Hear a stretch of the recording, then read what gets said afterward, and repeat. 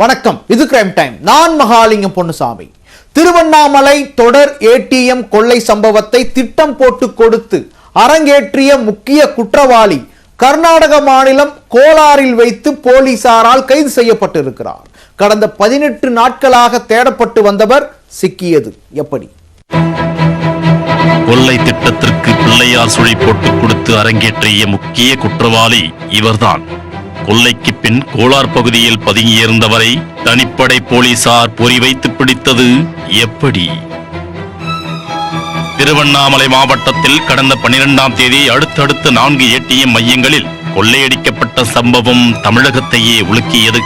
கொள்ளையர்கள் gas welding இயந்திரங்கள் மூலமாக 4 ஏடிஎம் இயந்திரங்களிலும் குறிப்பிட்ட பகுதியை பெயர்த்தெடுத்து 72,50,000 ரூபாய் பணத்தை கொள்ளையடித்துச் சென்றனர். இந்த சம்பவத்தில் ஈடுபட்டது ஹரியானா மாநிலத்தைச் சேர்ந்த கொள்ளையர்கள் என்பது விசாரணையில் தெரிய வந்தது. தனிப்படைகள் அமைத்து தேடுதல் வேட்டையில் இறங்கிய போலீசாருக்கு கொள்ளையர்கள் கர்நாடக மாநிலம் கோலார் பகுதியில் தப்பிச் சென்றது தெரிய வந்தது. அங்கு ஒரு ஹோட்டலில் சந்தித்துக் கொண்ட கொள்ளையர்கள் மறுநாள் ஹரியானா, குஜராத் உள்ளிட்ட மாநிலங்களுக்கு பிரிந்து தப்பிச் சென்றுள்ளனர். இவர்களில் ஹரியானா தப்பிச் சென்ற முகமது ஆரிஃப் மற்றும் ஆசாத் ஆகியோரை திருவண்ணாமலை காவல் கண்காணிப்பாளர் கார்த்திகேயன் தலைமையிலான தனிப்படை போலீசார் கடந்த பிப்ரவரி மாதம் 17ஆம் தேதி பிடித்தனர்.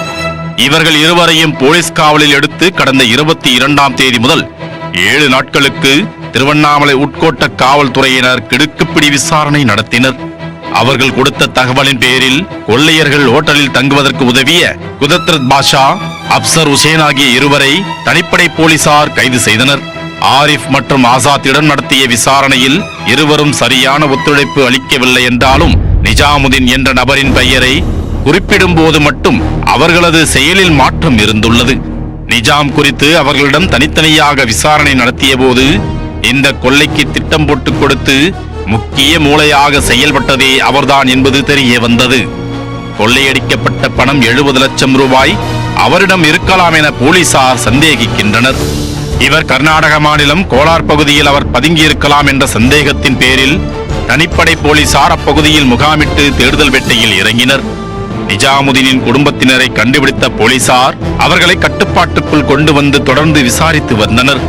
இந்நிலையில் கோலார் பகுதியில் புதன்கிழமை இரவு நிஜாமுதீனை சுற்றி வளைத்த போலீசார் அவரை அதிரடியாக கைது செய்தனர். ஏடிஎம் கொள்ளை வழக்கில் காவல்துறைக்கு ஏற்பட்டுள்ள பல்வேறு சந்தேகங்கள் குறித்து நிஜாமுதீனிடம் விசாரணை நடத்த உள்ளனர்.